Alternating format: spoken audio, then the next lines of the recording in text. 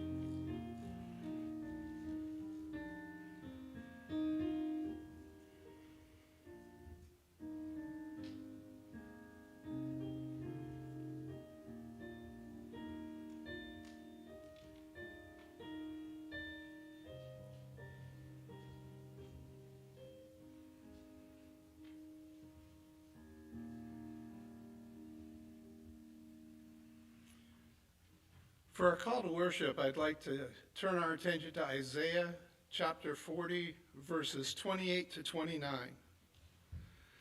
Have you not known? Have you not heard? The Lord is the everlasting God, the creator of the ends of the earth.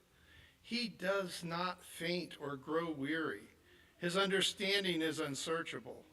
He gives power to the faint, and to him who has no might, he increases strength. Well, let's stand and sing to worship our great God. Hymn number 140 in the Trinity hymnal, O Word of God incarnate. Let's stand and sing this together.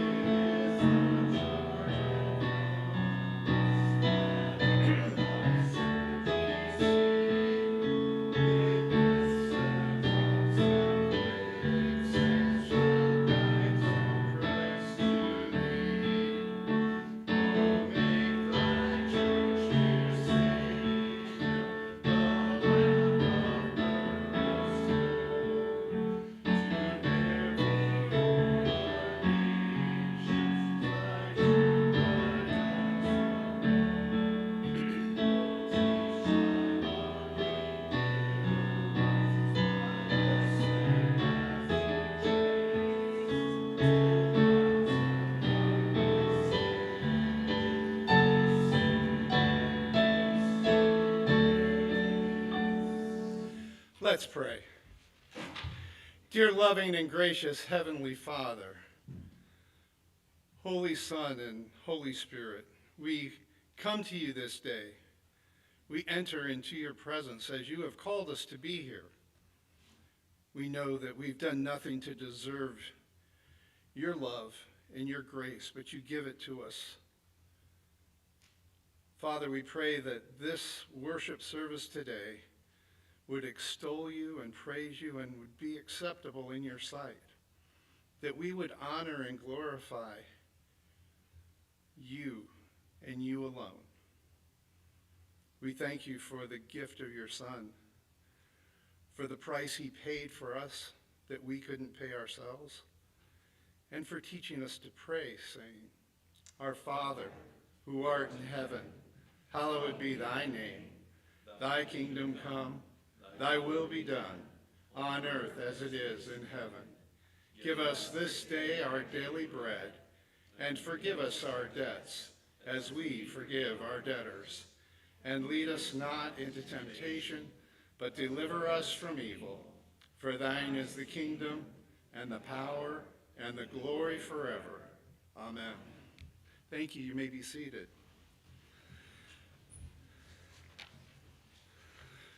Our confession of sin, there's a prayer printed in your bulletin, and we will pray this together. Gracious Father, you sent your Son to die and rise to new life in order that death might be brought into it, and that we might live a new life in him. Yet we confess that we too often have chosen to remain captive to doubt and fear.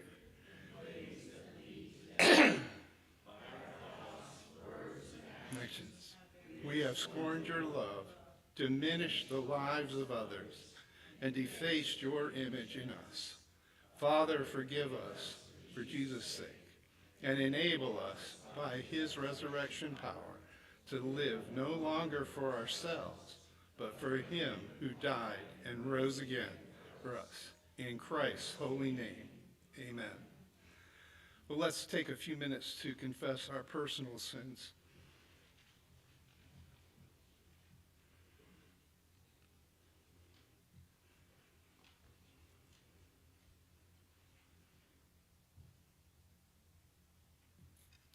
In Jesus' name we pray. Amen. Well, we have an assurance of pardon that we confess our sins before our Lord and he forgives us. Today it comes from 2 Corinthians 5:17-21. Therefore, if anyone is in Christ, he is a new creation. The old has passed away. Behold, the new has come. All this is from God, who through Christ reconciled us to himself and gave us the ministry of reconciliation. That is, in Christ, God was reconciling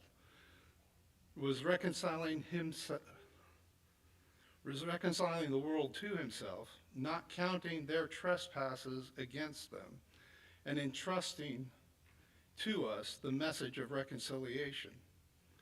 Therefore, we are ambassadors for Christ, God making his appeal through us. We implore you on behalf of Christ, be reconciled to God for our sake, and make him to be sin who knew no sin, so that in him we might become the righteousness of God. Well, let's stand for our confession of faith. It does come from the Westminster Confession of Faith, chapter 1, section 6 of Scripture. Let's read this together. The whole counsel of God concerning all things necessary for his own glory, man's salvation, faith, and life is either expressly set down in Scripture or by good and necessary consequence may be deduced from Scripture, unto which any time is added, whether by new revelations of the Spirit or traditions of men.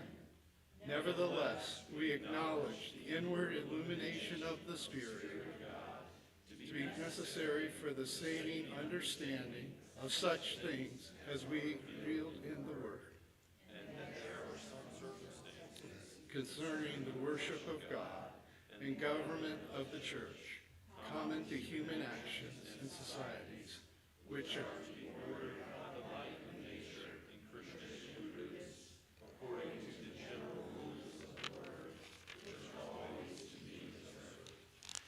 Thank you. You may be seated. Now, we do have some children. Now, I know we normally have them come forward, but I'll just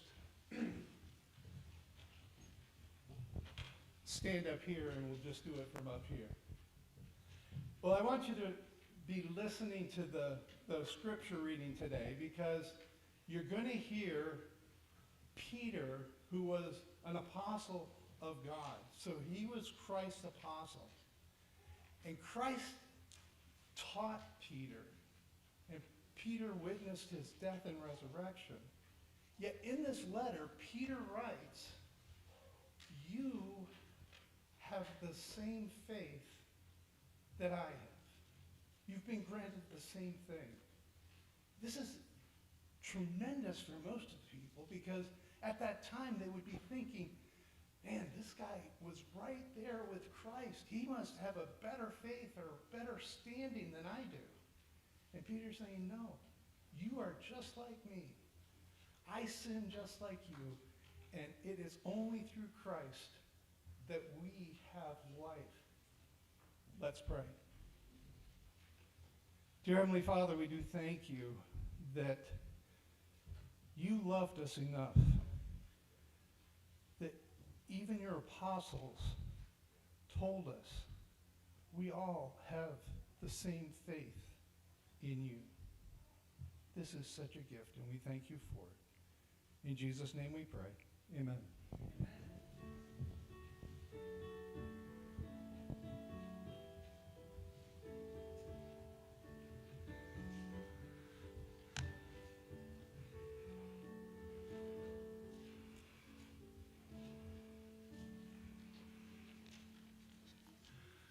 Our scripture reading today is coming from 2 Timothy chapter 3.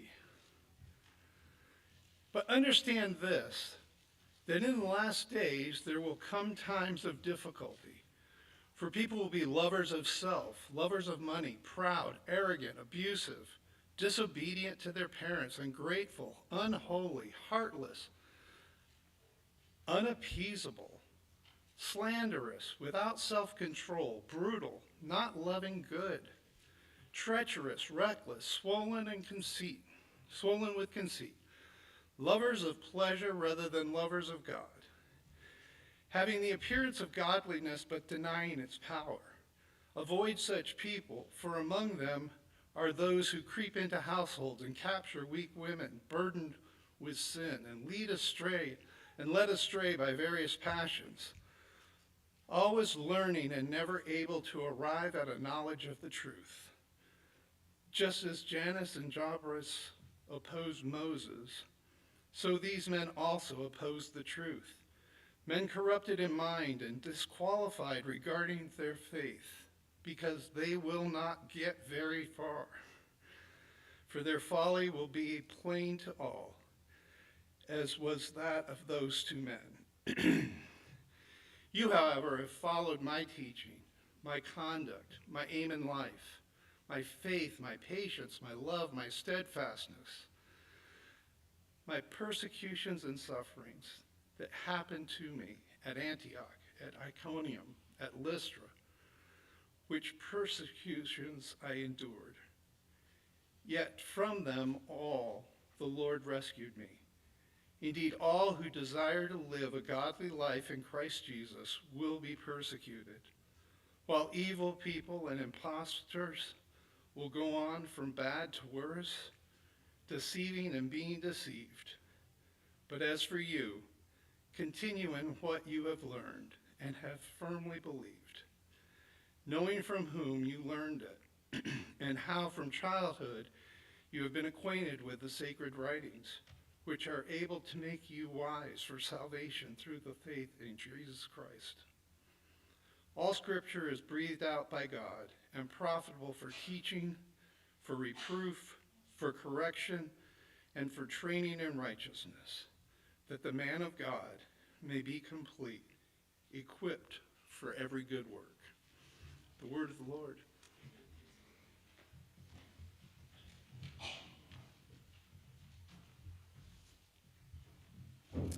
Let us go before the Lord once again in prayer. O Father, Son, and Holy Spirit, gracious Lord, you are the author and giver of life. You spoke, and the world came into existence by your mighty power.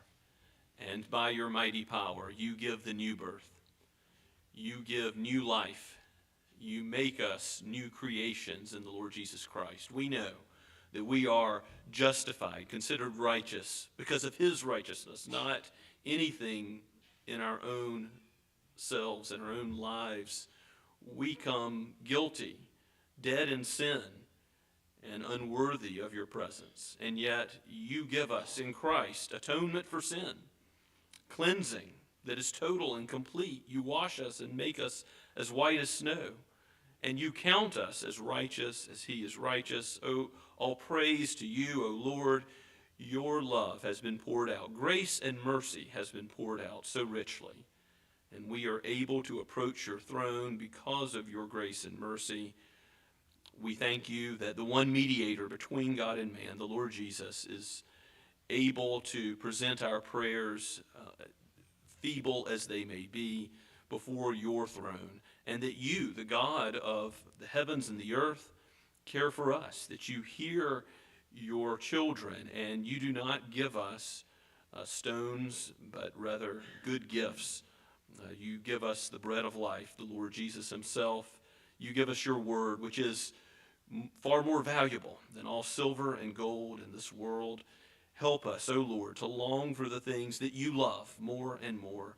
Help us to be killing sin in our own life. Use your word powerfully today, sharper than a two-edged sword, to root out and correct and train us in righteousness, to give us encouragement in the way we ought to go. Let the words of my mouth and the meditation of all of our hearts be acceptable in your sight, O Lord. You are a very gracious God, and you have helped us in many ways in times past. You are present with us today. You have, not by accident, but by your divine providence, brought each one here today who is present and who is listening online. We thank you, Father, for that. And we know that your plans will come about in the future, that there will be a day when the Lord Jesus Christ comes in power and glory, and all things will be made new, and we will behold you face to face, Lord Jesus. Until then, guide us by your Spirit as pilgrims going to a better land, as elect exiles who have a home not here in this world, but who have a home prepared for us in heaven. We praise you, Father, for the ways in which you encourage your church through relationships, through the community of believers. And we pray that you would strengthen that all the more, that you would make us a people who are patient one another and forgiving of one another and reaching out to others in our community, where we work and where we live. Father, we give you praise that you have given us opportunities to reach out in hospitality and deeds of love and mercy. And we pray that you would give us more such opportunities to glorify you and to enjoy you as the lost and dying world desperately needs to know this grace and mercy that is found in the gospel in the Lord Jesus. We pray that you would use us in some small way to plant a seed, to water it, or cause it come to fruition to the praise of your glorious grace. Use your word today to build up your church, to sanctify us in the truth, and to call to faith, the living faith that results in conformity to you, Lord Jesus, in holiness of life and a transformed life. Use your word to save the lost and to build up your people, we pray. Bless the marriages of this church. Bless those who seek to raise children in the nurture and admonition of you. Lord, bless those who mourn. May they be comforted. Bless those who are recovering physically from surgery and sickness. Bless those who are traveling. Give them mercies, for we do not know what a day holds, but you do, O Lord. And we pray, Father, that as you are Lord of all, that you would be Lord over those who are in times of being at home from school over the summer. And we pray that you would bless their plans ahead to study and to glorify you in their careers. We ask, Father, for wisdom and guidance for those who are young and considering a spouse where they might work, and for those who are children. Lord, give these young ones your blessing. Give them growth in the grace and knowledge of you all of their days. And Father, for the aged, we pray that you would cause them to be like a fruitful tree, bearing fruit even into old age to the praise of your grace. Lord, do not let them stumble, but let them continue on the way that you have placed them so graciously.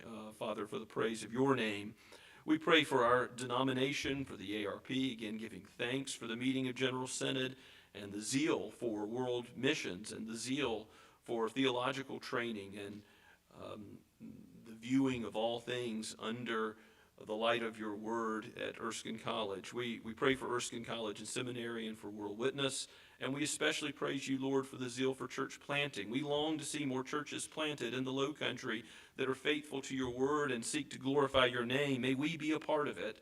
Lord, help us to see a day when we will daughter a church in Somerville. Lord, help us as a presbytery in South Carolina. Give us faithfulness to consider where there are many souls, where new churches ought to be planted. And thank you for the monies that have been dedicated to these events. Raise up those who will be gifted and qualified church planters. Most of all, Lord, bless their hearts. Give them hearts after your own heart. Give them the character that would be a blessing to others as they preach the gospel, as they train leaders, as they seek to reach out to the communities where you will place them. Father, we lift up all of these requests, knowing that you are Lord. Lord Jesus, that you are the great King and head of the church, that all authority under heaven and earth has been committed to you. O Holy Spirit, that it is ultimately your job, not ours, to convert the soul and to sanctify the body. And we pray that you would be about that work even now. O Lord, may your name be glorified through the working of your mighty word. We pray in Christ's name. Amen. As we continue to worship, we'll remain seated as we sing from Trinity Hymnal number 32, about the faithfulness of our great God.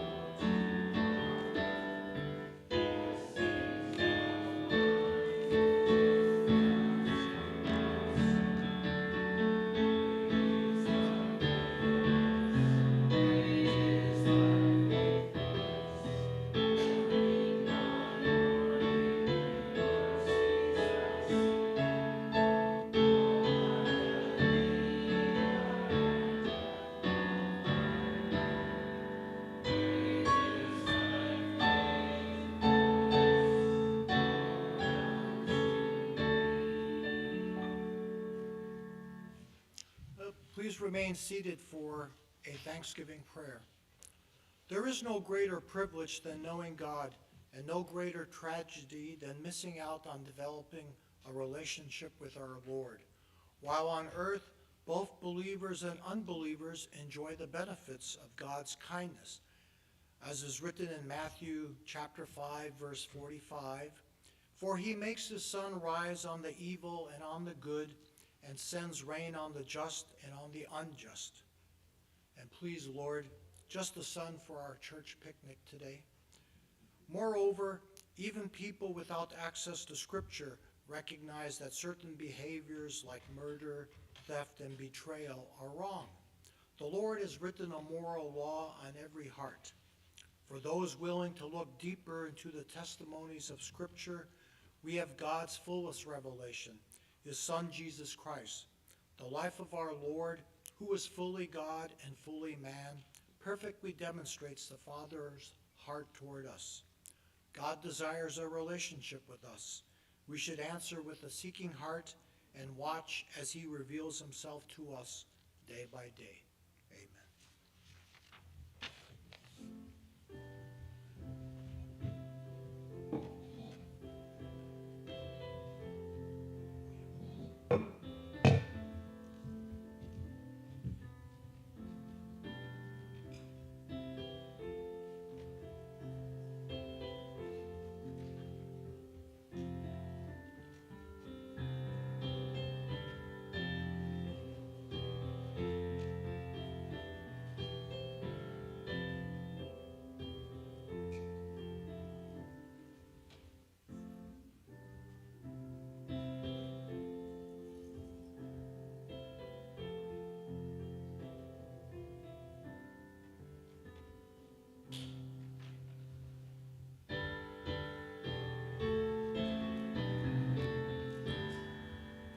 Praise God from whom all blessings flow. Praise him, all creatures here below. Praise him, all the earth below. Praise Father, Son, and Holy Ghost. Amen. Please be seated. And turn with me, if you would, to 2 Peter. Thankful for Reverend Paul Joyner filling the pulpit last week and our family being able to take some time on vacation. Thank you, Raymond.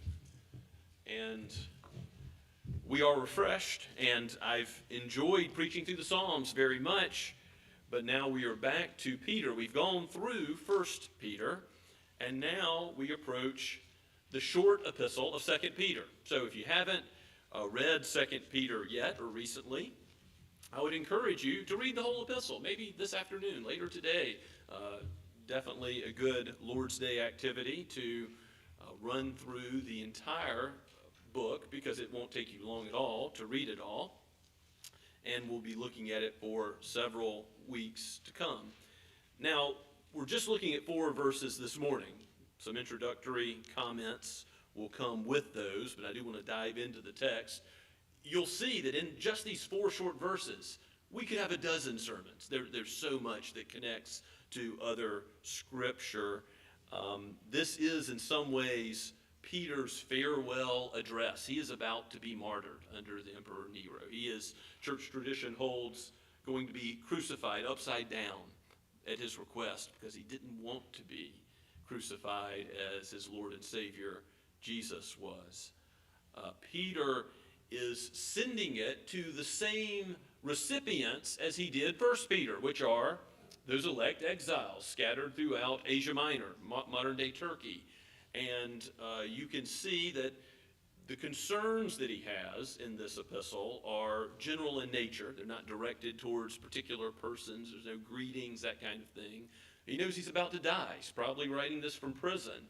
And he knows that there are important gospel concerns to address. He wants the church to be stable and to know that, yes, Jesus is coming again, even though false teachers are claiming otherwise. And false teachers are teaching false doctrine, and they are living lives which are immoral. And so those 2 concerns for the purity of the church are first and foremost on Peter's mind, and knowledge, using the mind to understand God's word aright, to combat these things, false teaching and immoral living, are going to come up again and again throughout the whole epistle. He wants us to be growing in grace and knowledge of the Lord Jesus Christ. That's how the epistle ends, with a plea that we would be growing in the grace and knowledge of the Lord Jesus.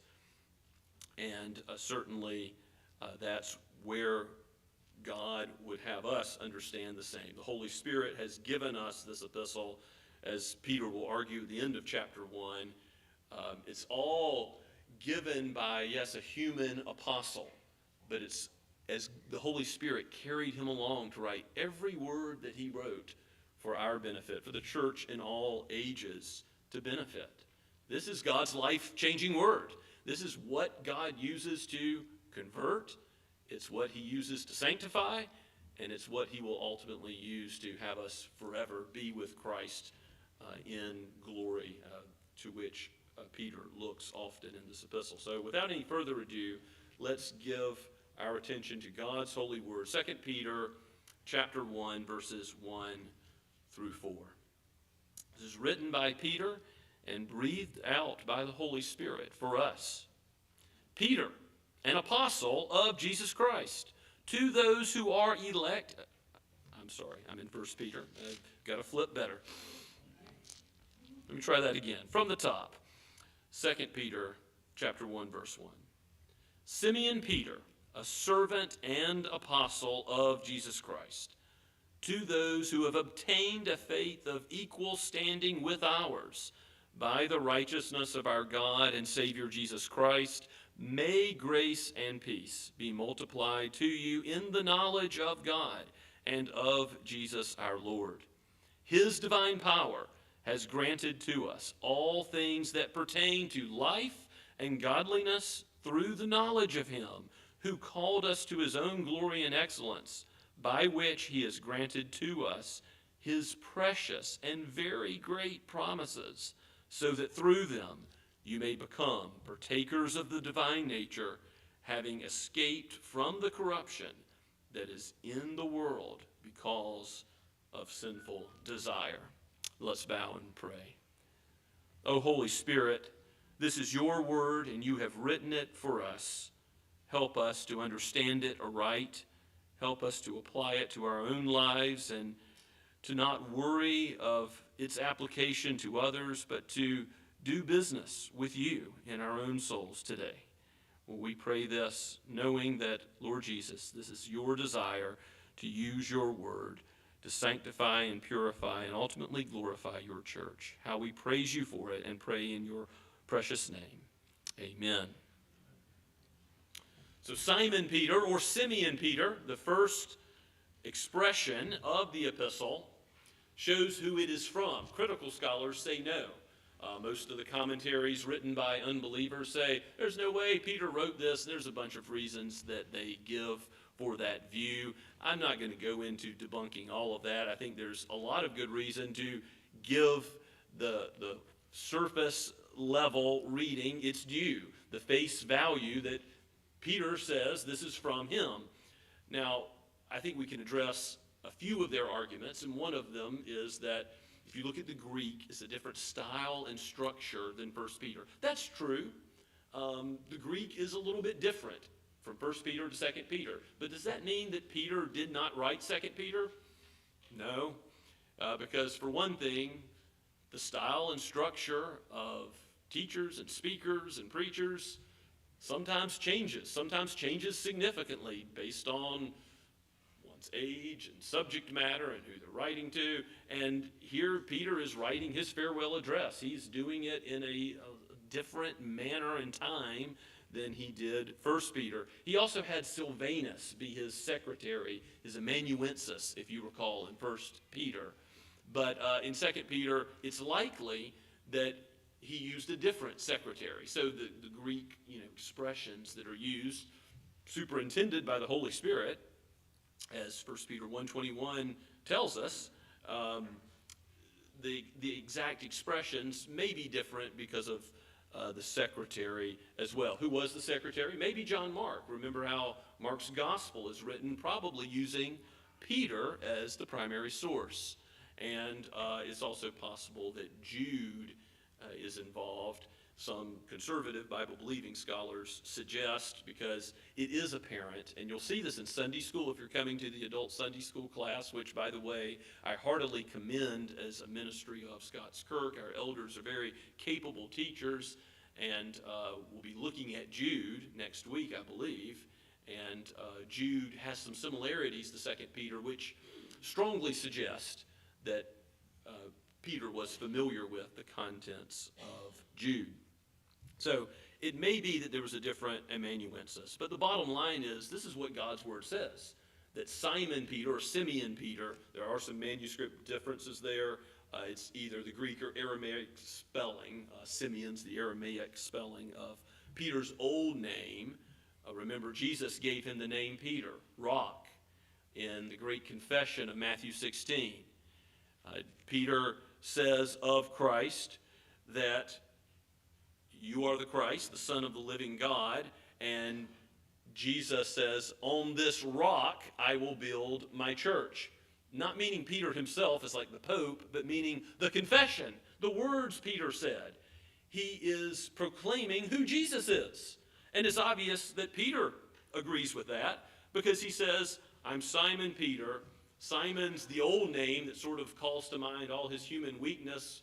Jesus says, why are you sleeping? In Mark 14:37, couldn't you stay awake 1 hour?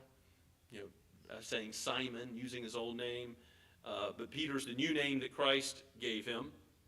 And there are other occasions where Jesus uses Simon, like Luke 22. Simon, Simon, Satan has desired to sift you like wheat. Usually when Simon comes up, it's calling to mind Peter's old life. When Jesus restores Peter in the threefold manner at the end of John's gospel, he uses Simon. But Simon Peter, a servant and apostle of Jesus Christ. Well, the first thing he says is that he is a servant, a bondservant, a slave of Jesus. He puts that even before apostleship. Of course, he's one of the few eyewitnesses to the death and resurrection of Christ. He also goes later in chapter 1 of 2 Peter to explain how he witnessed the glory of Christ in the Mount of Transfiguration, and how he saw that glimpse into the future of what it will be like in the new heavens and the new earth, where Christ has a resurrection body and his glory shines. Peter wanted to stay there, build a tent, and hang out on the mountain. But Peter witnessed things that were particular to the apostles. Jesus didn't write things down himself. The apostles did. And so the church is foundationally connected to this apostolic testimony. And yet he puts first of all that he's a servant of the Lord Jesus Christ. That he is a bondservant, a slave to do the will of his master. So that's the rock. Jesus is the rock, the solid rock, upon whom if you build a life, you will never be confounded. He is the cornerstone of the church, as Peter says in 1 Peter chapter 1. Peter is used powerfully in ministry after he is restored from denying Christ, many sins. I mean, he looks away and sinks in the water. He cuts off there's all sorts of ways in which Peter failed as an apostle that are recorded in the gospel, the gospels plural, but he also is blessed in his ministry. He stood up on Pentecost and proclaimed the truth in Acts chapter 2 about who Jesus was. And he's ultimately willing to die. He's writing this before his death because he's willing to go to the grave for what he believes about Jesus. And he knows that some in the church are confused, some in Asia Minor in his own day, and some today. Is Jesus coming again? Maybe you've asked that question. Well, it's been a long time, 2,000 years. Is Jesus really coming again? Peter wants you to be stable in your faith, to understand that yes, when God promises something, it's going to happen.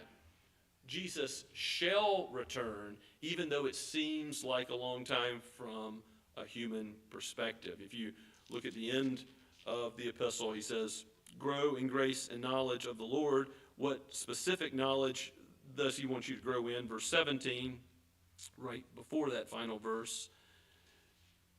You therefore, beloved, knowing this beforehand, take care that you are not carried away with the error of lawless people. Remember these false teachers that we'll see primarily in chapter 2, and lose your own stability.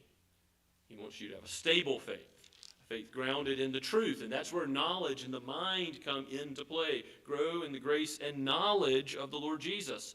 So Peter is a servant and an apostle of the Lord Jesus. And the truth that Jesus proclaims in the faith, the body of knowledge we have in the Scriptures, is absolutely key to being stable in this life. He says in the latter half of verse 1, to those who have obtained a faith of equal standing with ours, as Elder Reed pointed out in the children's sermon, Peter's not just talking about his own faith as an apostle, but all Christians share the same faith. That is a justifying belief. You're counted as righteous in Christ because of his work. To those who have obtained a faith of equal standing with ours by, on account of, the righteousness of our God and Savior Jesus Christ. So he is going to talk about the knowledge that comes with the full body of faith, but here I think he's thinking about faith in the sense of faith is not just sincere belief.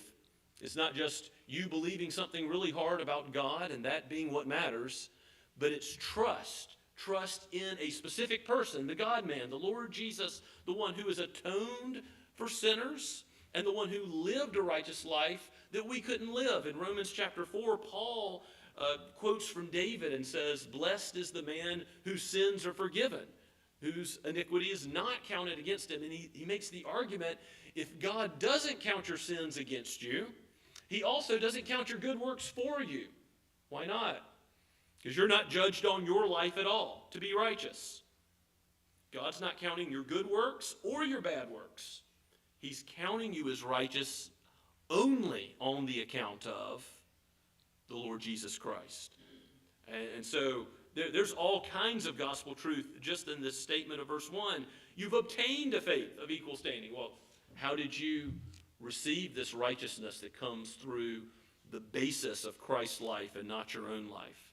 Well, it was a gift from God that no one may boast. Ephesians 2, verse 8. It is given by God to you. Even faith is a gift from God, because faith is something you do. You trust in Christ, but you can't claim any credit for that and say, well, this is something that I brought to my salvation. No, salvation is from the Lord, from the first to the last, and even faith is a gift from God. You've obtained a faith. That means it was given to you. And this faith of equal standing is all on the basis of the righteousness of our God and Savior Jesus Christ. And by the way, there's a Greek rule here that God and Savior is not referring to God the Father and then Savior Jesus Christ as two separate persons of the Trinity. Although sometimes God does refer to the Father in Paul's writings, for example, many times. But there's a Greek rule that says, it's called the Granville-Sharp rule, if you're interested in the Greek stuff, some of you who are thinking about seminary. God and Savior refer to the same person. It necessitates the view that God and Savior are both talking about Jesus Christ. So who does Peter think Jesus is? Both divine and the Messiah. Just what he said in Matthew 16. You are the Christ, the Messiah, the Savior, and the Son of the living God. You are the second person of the Trinity. You are God himself. So much valuable truth that Peter is already trying to get into our minds, that the Holy Spirit is already giving us, even in this short opening of his epistle. And verse 2 is a very standard way of a greeting in the ancient world. Grace and peace is a standard New Testament way of greeting. But of course, what does that communicate to us? Gospel truth. What do we need? What does the lost world need in Peter's day, where people were being confused? In our own day, where there's much confusion about what the gospel is. I mean, you've got churches that are teaching, really the opposite of what the Christian life is all about. Under the name of Christ and the Christian church, they're teaching that things that God calls an abomination are just fine. And flying rainbow flags, not in support of the covenant with Noah and God never flooding the earth again, but in support of living in exactly the opposite way that God says we are to live in sexual faithfulness and supporting deviant sexuality that God condemns clearly in the New Testament and in the Old. This grace and peace of the gospel is what's needed to transform lives. This grace and peace of the gospel is what's needed to justify us by the righteousness of Christ. This grace and peace is what's needed so that we have God's view of the future and know that Christ will be coming again in power and glory, and that we live holy lives in anticipation of him making all things new, in eradicating sin and giving us the light of his presence forever. That kingdom where righteousness dwells, where the king of the kingdom will be there and we will be his people. He will be our God forever. That's what grace and peace are about. Grace and peace are about the gospel, even though it is a very standard greeting. It is full of gospel meaning. And Peter says, may grace and peace be multiplied to you, because he wants you to not just be content with where you are in the Christian life today, but he wants you to grow in the grace and knowledge of the Lord Jesus Christ. The Holy Spirit intends for you to grow through covering this epistle. It is an often neglected epistle, but we need the knowledge that is in it. May grace and peace be multiplied to you in the knowledge of God and of Jesus our Lord. Of course, his lordship implies that we don't do what we want to do. Our hearts are desperately wicked. They're evil. They deceive us. We don't follow our hearts. We follow him where he will lead us. And so in verses 3 and 4, we're really going to concentrate on verse 3. Verse 4, we're going to talk about more next week in connection with up to verse 11, the holiness and sanctification that really links to it. But I know there's a question about what does Peter mean about becoming a partaker of the divine nature. You don't become a god. You don't become gods in distorting the creator-creature distinction at all. No, God is always God. You are always not God. But as Peter says in 1 Peter 1, you're commanded by him to be holy as I am holy.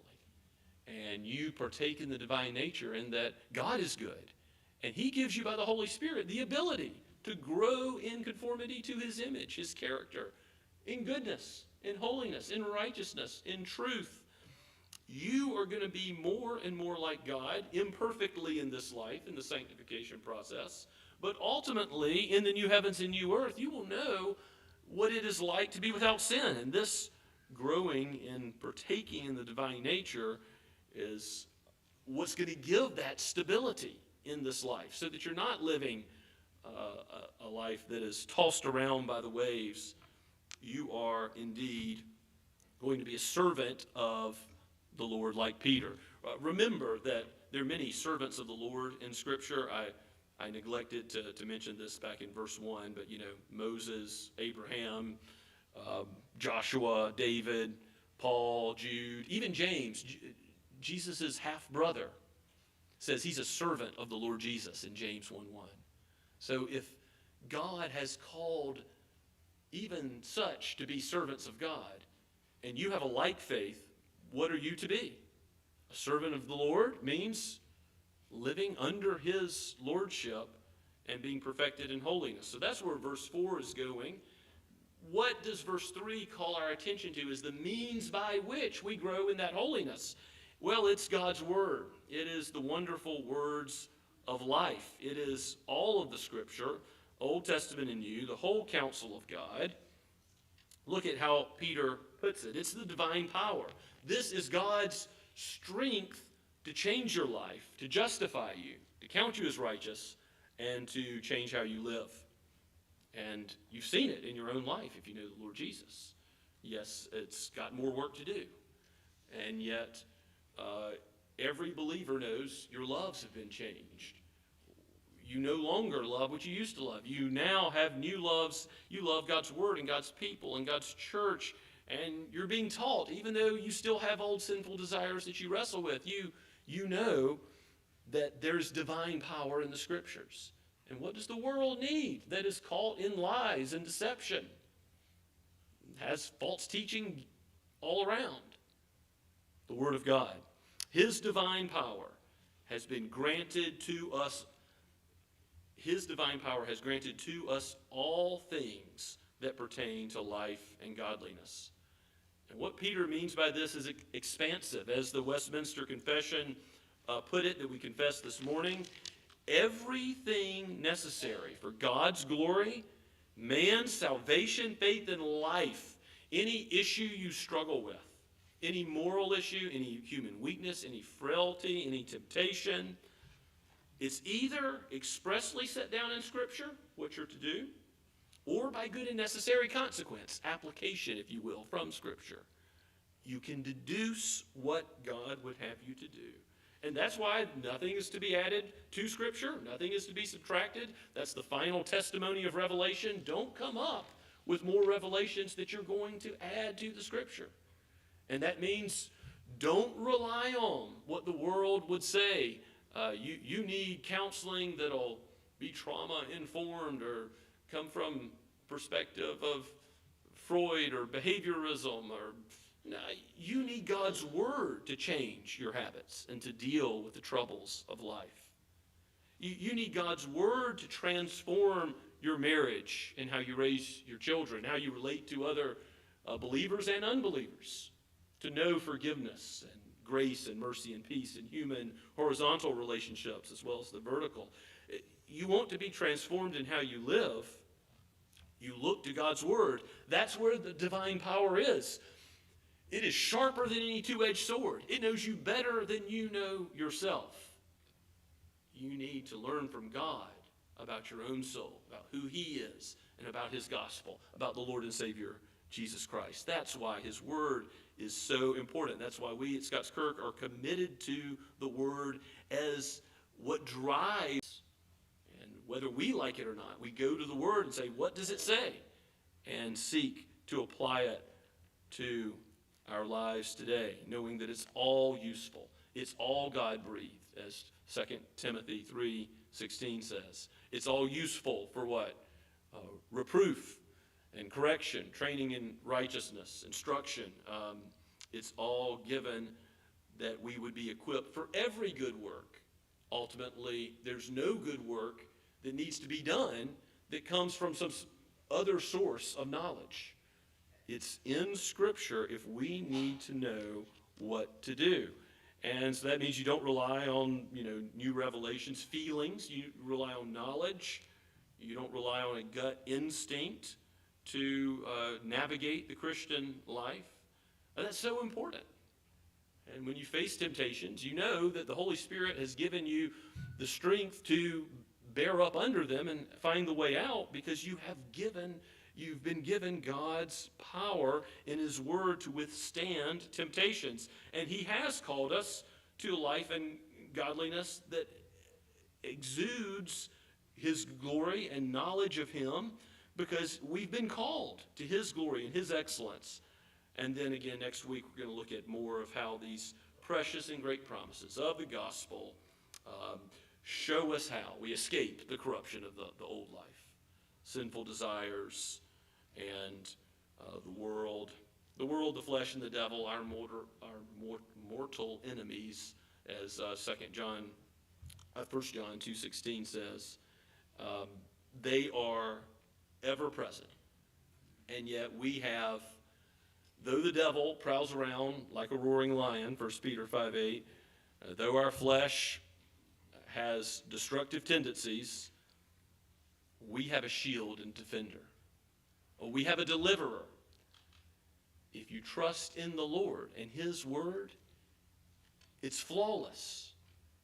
You're going to be able to navigate this life. If you believe in the Lord God, the words of preparation in Proverbs 30:5-6, every word of God proves true.